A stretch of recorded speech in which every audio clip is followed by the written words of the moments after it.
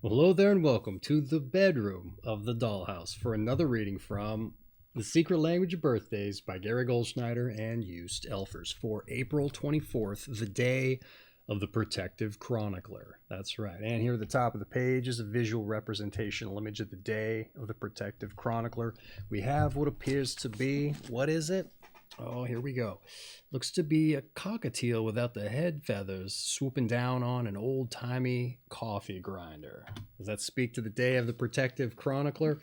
Hey, I'm not quite sure. A lot of times these visual representational images are rather enigmatic. Hard to make hide nor hair of what they might represent. That said, not altogether all too important. I just like folks to kind of see the dynamic going on the page in front of me. That said, what is important around these here parts is it's April 24th, and hence it's somebody's birthday. So if today's your birthday, I just want to say happy birthday. That's what's important. That said, maybe this video finds you late, and if that's the case, well, I hope you had a happy birthday, all right? But for everybody else who's joining us, hopefully to celebrate, I just want to say hello, welcome, and I hope you enjoy yourself. Now, before I dive in with the redirect, something I like to do around these here parts, and that is roll some dice. This is the Diecast birthday broadcast, so I like to live up to the namesake. But if you've been here before, know what's going on, or you just want to get to the read proper, hey, jump ahead in the chapters, all right? I'll be here rolling dice because I do so, more importantly, for synchronicity's sake. And here I rolled us a 4 and a 6 for a 10. That's right. Now, what is synchronicity, you're probably wondering? Well, my friends, as I often hear it told, the universe or the higher powers that be will often put things in our path to help us manifest our goals or realize our aspirations. But oftentimes we're very narrow of focus as we're getting on with our life, all right? Chasing down the job or the errands at hand. We're very singular of mind with as much, all right? So we often got the blinders up. That said, hey, you know what? If we want to get out there and recognize the things the universe is putting down for us, we got to take those blinders off. We gotta learn how to recognize as much, but we need a little bit of help. How do we do that? Well, we need a signpost of sorts. What could that be? That's right, your daily numbers. Something to look out for to show you you're on the right path. That said, if you want to dive into the weeds with this even further, get yourself a pair of dice, go to a place that's near and dear to your heart or a place you would like to explore, and use the dice to set directional values, to say 1 through 3 north, 4 through 6 east, and so on, and time limits with which to go in those directions. You can also go even further, say even and odd for left or right, or yes and no, ask questions. Do I go this way? I'm not quite sure. This seems like it's not going to work out. You roll the odd for no. Hey, maybe it's just trying to get you to go in that general vicinity. I don't know. It's kind of a pick your poison type deal. You got to go by feel, all right? The universe is apt to put you on the correct path even if you stray, all right? That said, get out to that place that's near and dear to your heart, or the place you want to explore, and you set out. But like I said, get those blinders off, all right? You never know. Outside of your numbers creeping up into your life that day, hey, maybe you start to pick up on things that start to take on a little bit of a theme. Take the coffee grinder and the bird, for instance. Maybe birds just keep coming in through your path. Maybe crows, a specific bird. Or maybe you actually see people out on the street grinding coffee or doing something in this kind of motion, all right? I would say if you're not picking up for those sorts of things, or you're open-minded to those kind of things creeping up, you're apt to just not even notice them. But I would take them as a sign that you're on the right path. So we got to drop those blinders and stay eagle-eyed for the things that may present. That said, maybe you've got to your 6th, 7th, 8th dice roll and you're not seeing much of anything. Hey, you know what? Never fret. At least you're getting your steps in, all right? Just have a little faith. Keep going with it. Maybe no sooner do you get down there for your next dice roll, somebody stops and asks what you're doing. Hey, just tell them what's up. You're out here trying to shake things up for your birthday. Put it on me. This crazy guy on the internet suggested this harebrained notion. And, maybe they're apt to agree. It is pretty nuts. But they might also say, what's even crazier? It's my birthday too. Oh, it could be. That would be pretty interesting, wouldn't it? A little synchronous, if you like. And hey, if that's the case, even if it's not someone who shares your birthday, they just want to maybe join you for the journey because they think it's interesting. That's great, because as I also hear told, the more people who join in on the same kind of activity with the same goals in mind, well, you're apt to get greater results. All right. So get out there and maybe make a new friend or two. But even if you're alone, just see what you see. All right. And if you pick up on any of the kind of happenstance I mentioned, well, then you're apt to agree, hey, It seems a little bit magical. So get out there, see, taste, touch, intuit, smell, even just a little bit of that happenstance. Hey, you'll see why I brought it up for you, all right? And you should be doing something fun on your birthday, shaking things up. All right, I think you get the idea. Let's get on with the birthday read.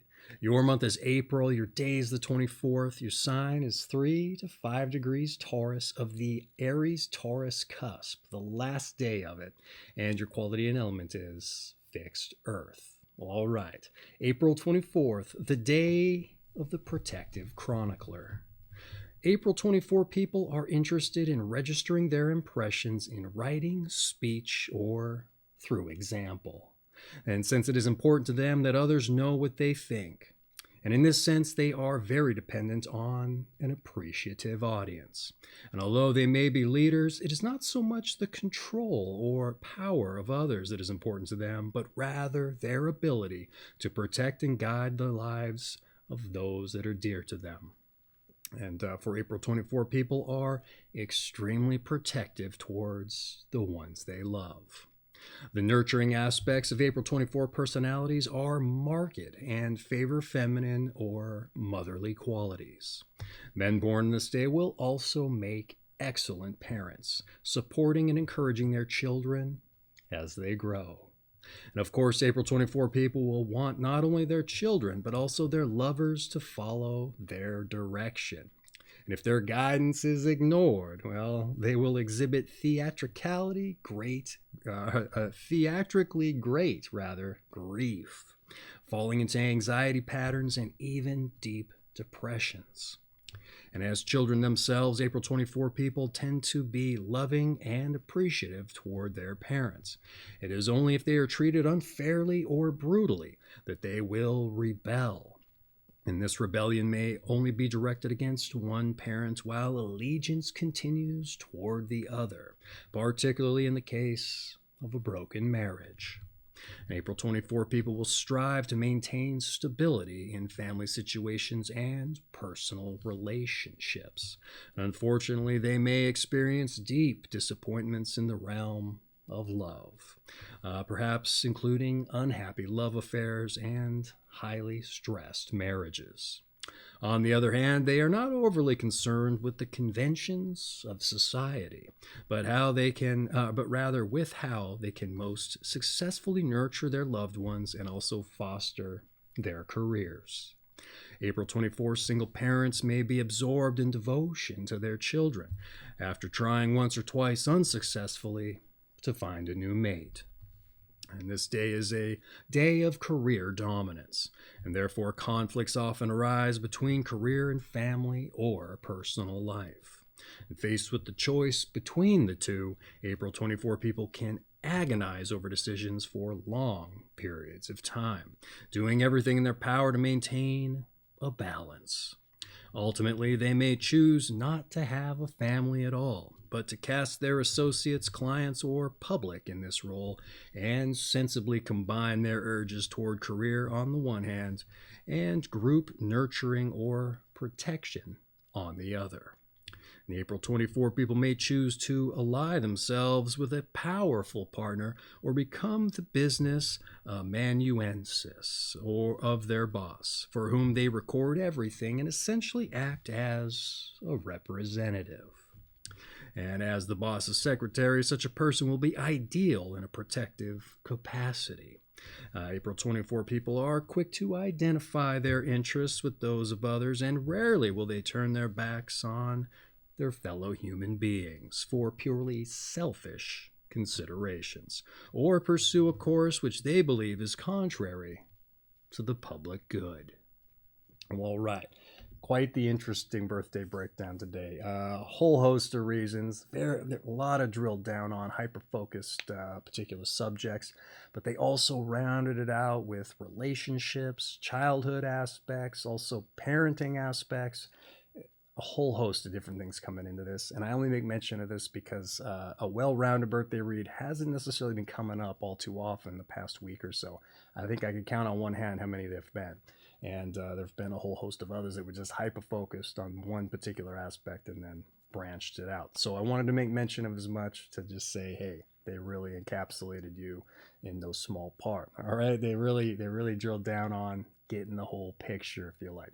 That said, I like to provide a little bit of a commentary on what we just read, maybe make connections with the period, things I found interesting, and kind of reiterate some of the things that might be important as we get on. So let's see what I had to say about it. April 24th, the day of the Protective Chronicler. You're said to find it important that others know what you think, and hence you go to the effort to record and relate your perceptions. And the reading claims to some extent you may be dependent on an appreciative audience. Writ large, this is a dynamic that is presented somewhat often this period, this need for an audience, all right? That said, Aries-wise, it was a bit more of a focused reality in the latter part of the period. And for that reason, why it may be presenting here in no small part. Considering you're still part of Aries, what with the Aries-Taurus cusp period here. So Mars is still a little bit into the mix here in a planetary sense versus Venus with the Taurus there. All told, this probably sets you apart from the more generic realization of Taurus proper, but that's not to say its trademark qualities aren't bleeding through to the fore as well as we transition more into that period. And also considering mention of possessing a nurturing nature is very strong here, all right? In fact, this seemingly over-controlling dynamic they mentioned is a common concern that's warned against for the better part of the past week. So you aren't alone in this particular field, all right? To that end, however, this is the first mention of theatricality displayed in your grief, okay? And that may translate also to anxiety and depression patterns. So don't poo-poo that. It sounds like they're kind of getting into some rather generic ideas and generalizations. But hey, maybe it's a reality. They actually interviewed a lot of different people for every given birthday, and so they drilled down a lot of common denominators. So that may be one of them. Whether it applies to you or not, who's to say, but very interesting they brought it up and put it in here, because that didn't come up for the other folks in this period who were also rather controlling to that end. But there may be a reason for all this, considering Venus's influence in an astrological sense, at least as Venus comes to the stage. But I'd also say that extends to this drive towards stability with family and relationships. But it may also be a double-edged sword in that capacity, all right? That explains why the paradigms may be so difficult to maintain for some, all right? To say that this warning of over-control, which for the past few days, that would arouse antagonism with a lot of other people. They would try to be putting their influence on people who didn't want it, didn't necessarily need it. But that said, when they could find somebody who did need it, that individual would tend to worship them. So it was all about finding the right people to apply that particular trait towards, because there are people who need it. So interesting they didn't really bring that up, but I think it's worth noting. Hey, there are some folks who need it out there, and they're going to love you for it. All right. So I'd argue it's a paramount concern to be mindful of as much as they drill down on it, all right, and have been doing for the past few days. In comparison to the days previous, as I mentioned, they just kind of focused on it in a different kind of way. They didn't say arouse antagonism for you, but I'd say that's still in the bargain, all right? It's just to a different degree with you versus them, or maybe a different realization. But perhaps this mention of career dominance is the perfect examination of this dynamic. That said, providing a person is able to meet your standards of care and concern, it sounds as though you are a ride or die kind of individual with regard to your loyalty as far as it concerns friends and family. And in a world where there's more folks that are fickle and fair weather than you can swing a stick at, I would say that is a golden characteristic, or a character trait, if you like. It's just, you got to mind that it doesn't come in too much. You don't want to swamp people with it to where it just overburdens them, all right? Too much of a good thing isn't necessarily a good thing. I'm sure you know all about it, all right? Preaching to the choir, maybe. I'm sure you've met some of those folks to give you too much. In any event, that's what I'd say about the breakdown. Like, it's a very interesting day for a whole host of reasons, and I'm glad they rounded it out. I'm also glad that they went at this from the perspective of your career, not just the friends and family. Sometimes they don't do that. They might just pick one particular perspective to relate. So I'm glad that they looked at it from different vantages. That said, let's move on to your numbers and your planets. Here we go. Those born on the 24th day of the month are ruled by the number 6, as 2 plus 4 equals 6, and by the planet Venus. And because those ruled by the number 6 are magnetic and attracting love and admiration, and since Venus, also the ruler of Taurus, is strongly connected to social interaction, April 24 people will inevitably work with other human beings. Often love becomes the dominant theme in the life of those ruled by the number 6. And since the astrology of Taurus, the qualities of the number 6, and the characteristics of April 24 people all indicate the primary influence of Venus, those born on April 24 will be even more highly influenced by the call of love. Yeah, along with all things related to harmony, relationships, as well as beauty. All right. They personalized this one for you, to be sure. They broke with the standard boilerplate relations of such things. Sometimes it's a little bit of a copy-paste job, but they might switch things around a little bit just to kind of further hone in. Here they switched the copy up entirely, and I think they kind of had to, considering it's a cusp period. Too many things are at play. Too much is going on to just copy-paste, all right? That said, might be burning down everything I have to say. Let's dive back into the notes here. I'll get to it. The number 6 in the harmonious planet Venus, all right? So the planet of love, aesthetic, and a sensuous or idealistic nature, as is mentioned elsewhere in the book.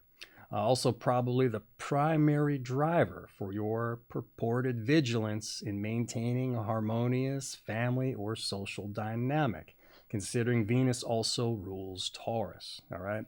But with Mars still in the mix, with its fiery god of war energy and adventuresome ambition, there's perhaps a bit more fire and drive to such ends than a typical dual Venus-ruled day would possess. Hence your purported penchant to drive after your desires to the extent that it may otherwise alienate folks, all right? Or promote this anxiety and depression if your guidance isn't heeded. Very interesting relation in that respect, I thought. See, normally when Mars and Venus are in the mix, there's a balancing of male and female energies. But here, going by what's been related in the breakdown, perhaps an otherwise big block Venus V8 kind of power that's, running on premium Mars type fuel, all right? It's just got a lot of push, so it's a little bit stronger than you might think. You hit the gas just a little bit, and it's ready to go off the line, insofar as the car analogy is concerned. So just mind that you've got a lot of dynamics at play here, I would say. And it's pretty interesting. I think this encapsulated everything we read pretty well. There's another few days where things kind of shook up. And Aries writ large, you'd go into your assumptions with planetary influences and it'd get turned on its head. It just didn't seem to apply the way you would have thought it would going into it. We've largely transitioned out of what I like to call the Aries anomaly. And so these things have been hitting pretty true to form, how I would expect them to. And in no small part, I would say today, that's exactly what it was. You got a lot of Venus behind you with that dual rulership, but Mars coming in with that fiery influence, pushing it over the line, all right? So you got the fire, you got the passion, I would say. That said, that's been your numbers and your planets. Let's move on to your tarot. That's right, one of the more eclectic of the New Age metaphysical ideologies. But hey, it's here in the book. Sometimes it serves as a metaphor for what we've read in the breakdown. So we just have to see. It's kind of interesting to see if it lines up or not, because it's a cyclical kind of deal. It's not something they pick out as the most ideal card for the day. That said, sometimes they don't line up. We'll just have to see. But then once we've read it, we just leave it in the book. We don't have to go home and start dealing out the cards to, read our future, however they're used. And I only mention that because sometimes in the comments, folks say it's blasphemous to even mention. Hey, it's for fun and for free. Let's just see what happens. The 6th card of the major arcana is the Lovers, all right? Symbolizing the love that unites all of humanity through integration of masculine and feminine polarities. On the good side of this card indicates affections and desires on a high moral, aesthetic, and physical plane. But on the bad side, unfulfilled desires, sentimentality, and indecisiveness. All right, I wanted to say a different word. Affectations is what I want to say. It's affections, all right? All right, here we go. Back to the notes with the tarot. The Lovers, all right, as if the Venus dynamic wasn't strong enough already, okay? Most number 6 days do draw the Lovers card as it happens, but with positives of affections, not affectations, and desires on a high moral, physical, and aesthetic plane. We're coming from a place of good that doesn't extend just to your social interactions, but also just your family, all right, and your career as well. But also with negatives of unfulfilled desires, sentimentality, and indecisiveness, or how you may allow things to affect you, all right? Considering how committed you're said to be to your ideals in that respect. So, got to be careful of that stuff. But I would say, boy, this lines up nicely from the get. And, you know, in a lot of cases, I say these number 6 cards on a Venus day, they definitely seem to line up. But here for you, I would say very much so, maybe even more so than the other days. So Lovers card label notwithstanding, I would say this is a hallmark encapsulation of the day. Maybe more so than those other Venus days, all right? So pretty cool. There's a few other number 6 days that get a different card. I think Death, however. So you get the Lovers. I would say this is the perfect day for it too. So lines up nicely, all right? Serves as a metaphor for the day. That said, that's been your tarot. Relatively painless. Let's move on to your health. Here we go. April 24 people will sacrifice a great deal for love, often putting themselves under tremendous stress. And because those born on this day will do almost anything to maintain harmony with their loved ones, they may also suffer anxiety and depression if things are not going well. And sometimes go on a food, drink, or even drug binge.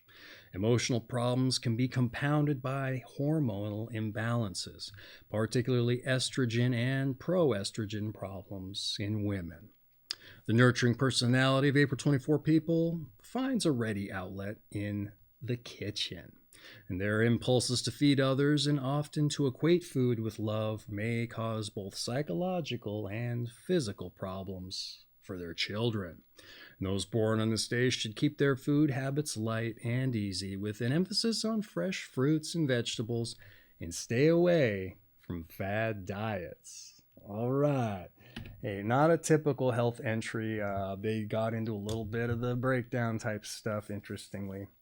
But sometimes these have a little bit of a psychological component to them, all right? Not often, but once in a while.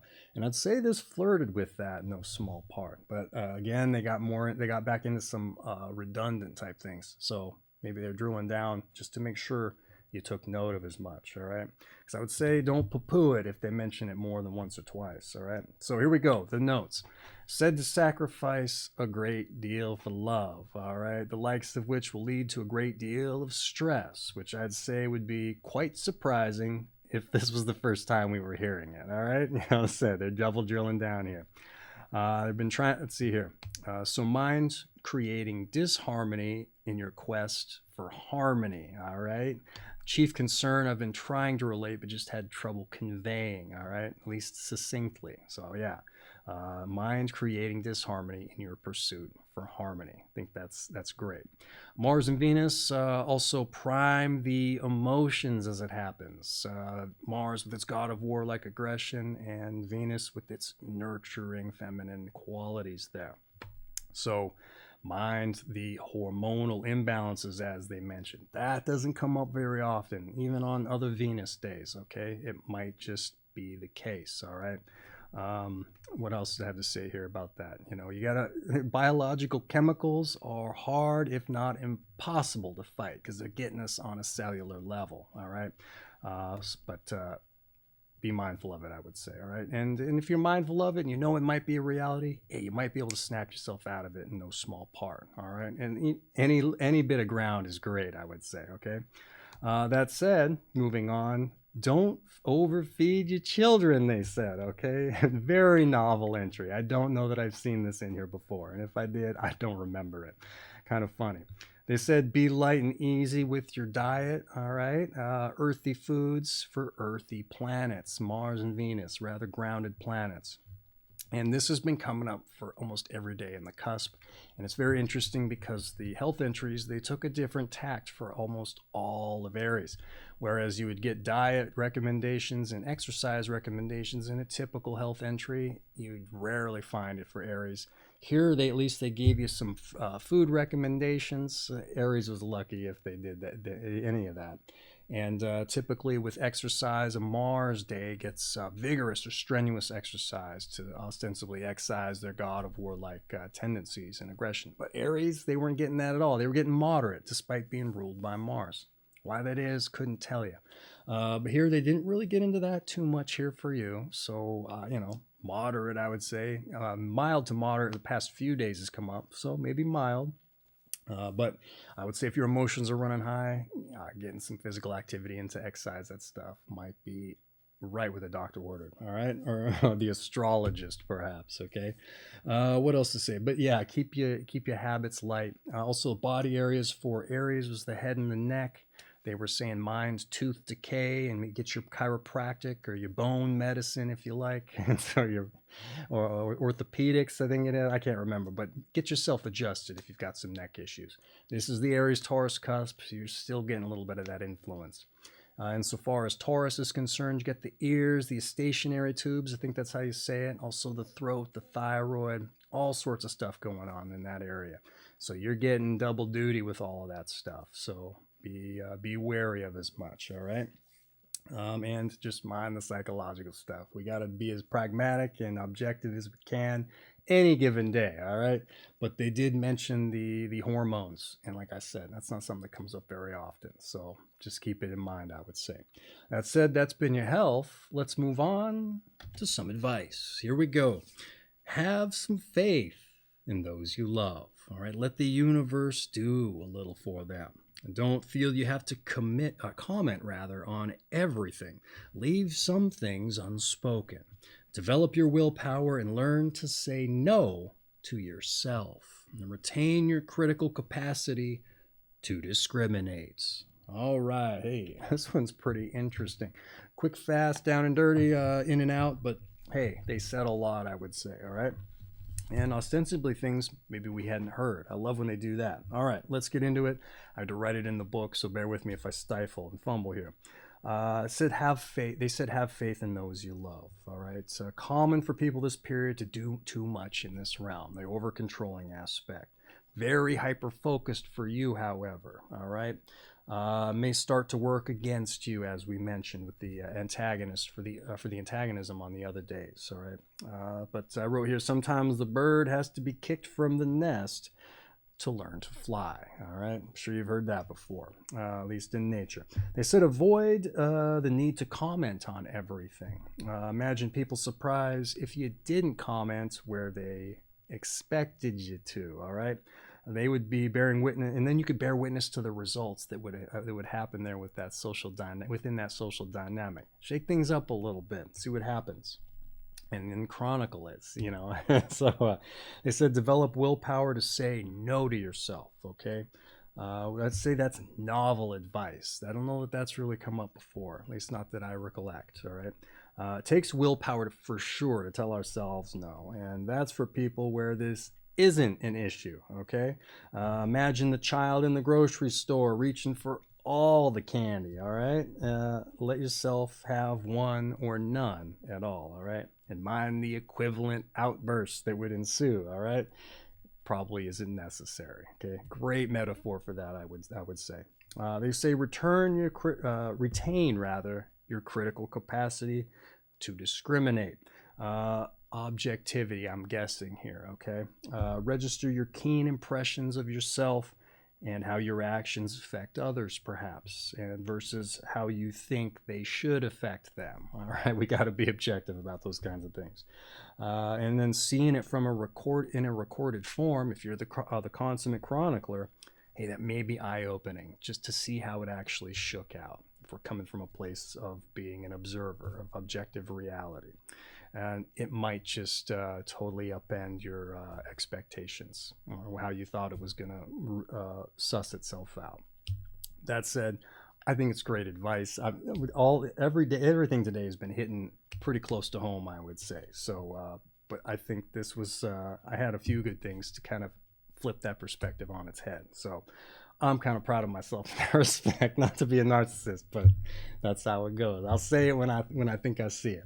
But in any event, that's been your advice. Let's move on to your meditation. That's right. It's your birthday. You get something to think about, as if we haven't had enough of that already. Here we go. How is it that so many of us persist in thinking of God as a man? Interesting. Not quite sure why they picked this one for you, but I have a general idea. Once more, how is it that so many of us persist in thinking of God as a man? All right. Interesting in my train of thought that they picked this, because it seems to kind of buck tradition insofar as a typical meditation would be concerned. At least the reason I think they picked it for you, which might not be it. That said, I'm not going to tell you why, just because, hey, you know what, it's your birthday. It wouldn't do you any favors if I was to tell you what I thought about it. That's just for you to think about. All right. So that said, that's been your meditation. Let's move on to your strengths and your weaknesses. That's right. Let's see where you got the girth, right? Or where you otherwise maybe a little more atrophied in the bargain. All right.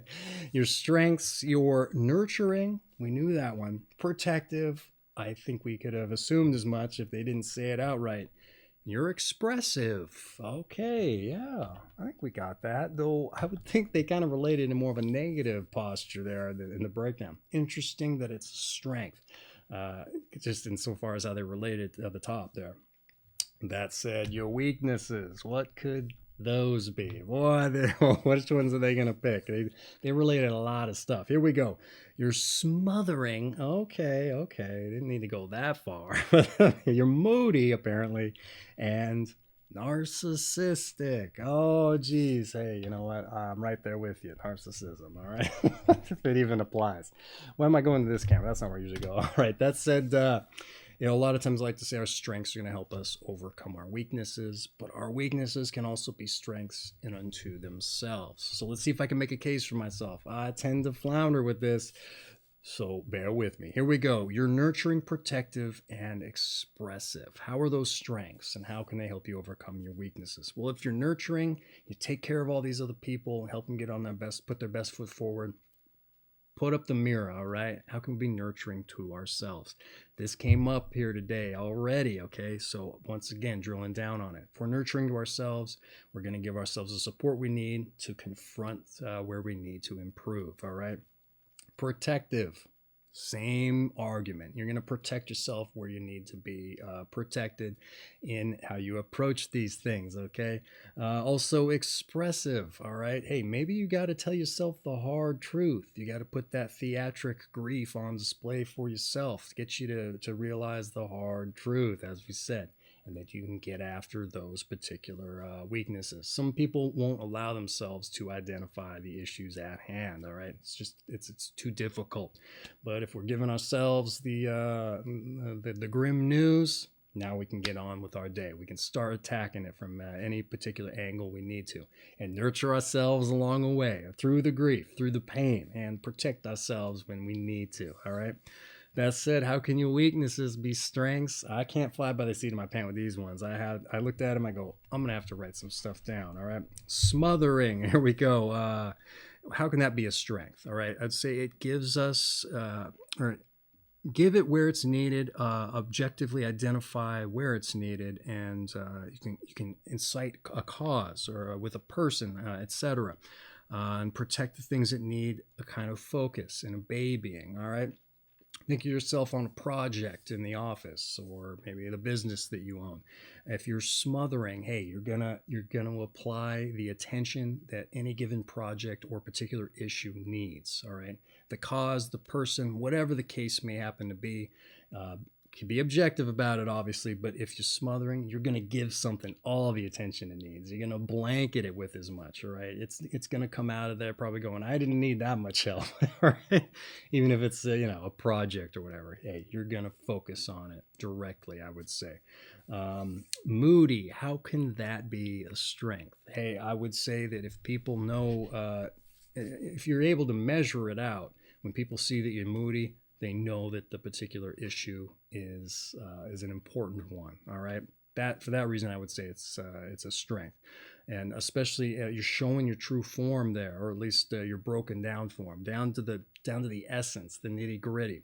And if people are seeing that, then they know something's going on, something's important. So it can be a strength in that respect.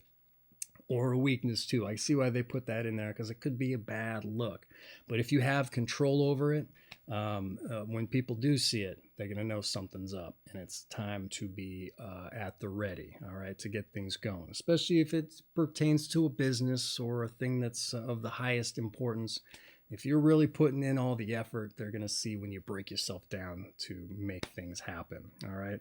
I know that focuses a lot on other people, but that's just what comes to mind. That said, narcissism, how can that weakness be a strength? And I wrote here, if you turn that outward, you're able to perceive personal injustice, all right?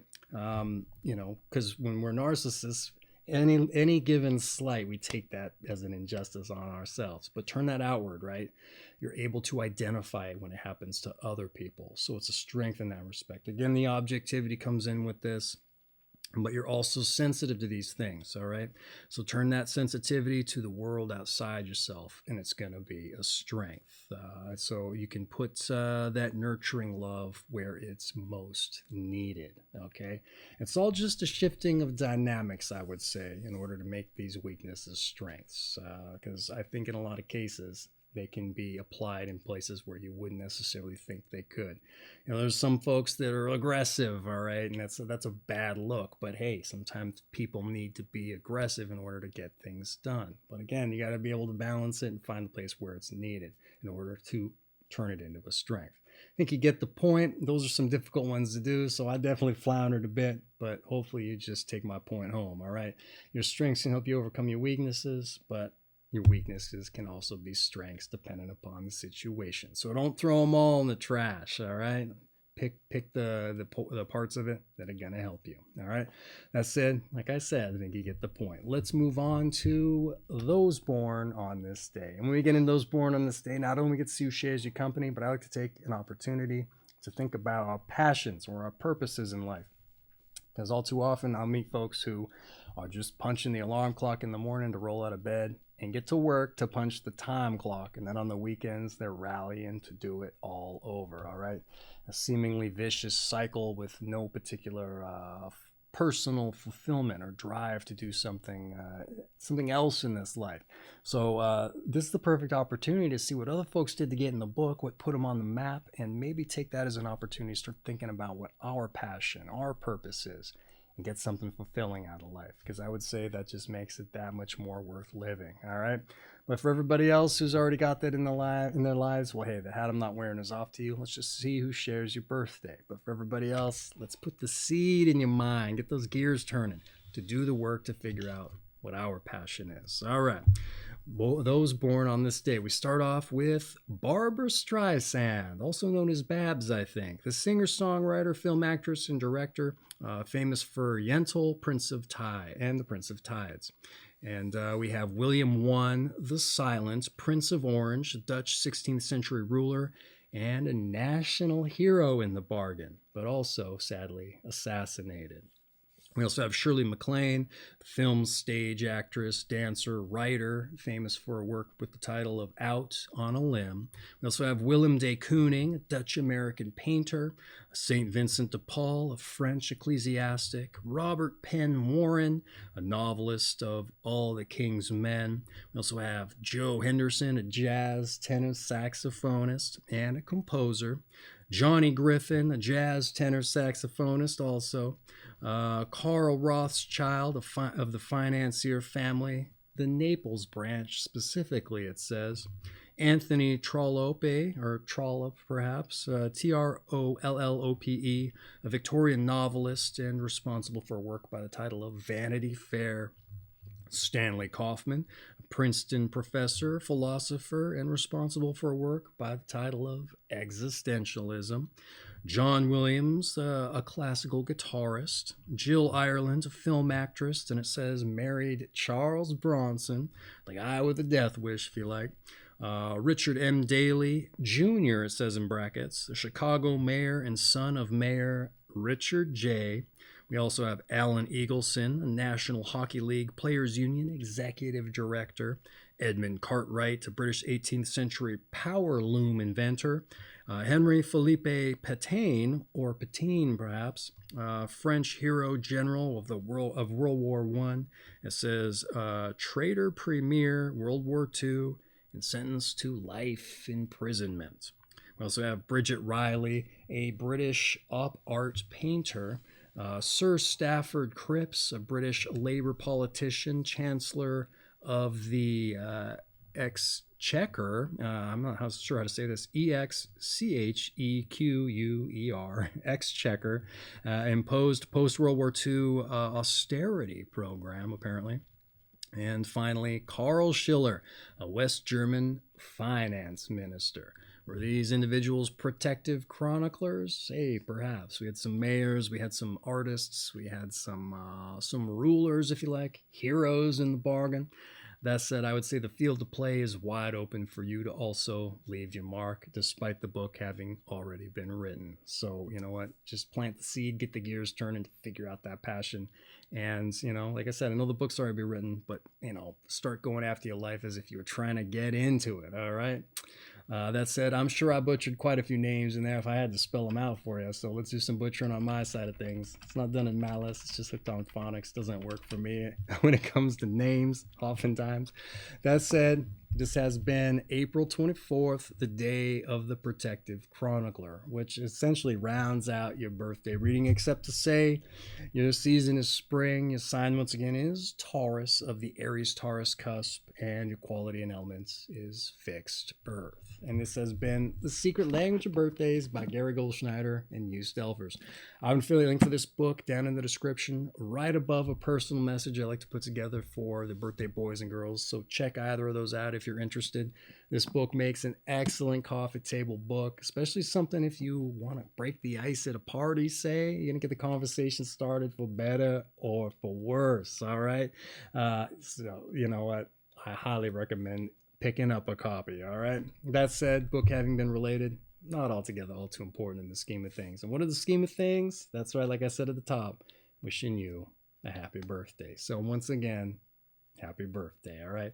And for everybody else that joined us, hey, I hope you enjoyed yourselves, and we see you for your birthday reading, all right? And before I forget, like I said at the top, get out there and let the universe show you it's with you on your path, all right? You're a 4 and you're 6 for a 10, all right? So daily numbers.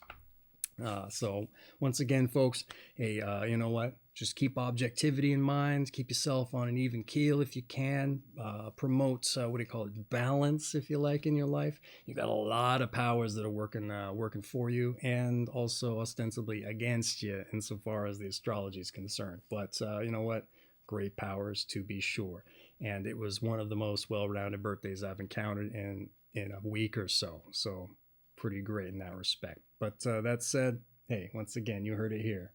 Happy birthday, all right? So take care of yourselves and get out there and do something fun for your birthday, all right? Take care of yourselves.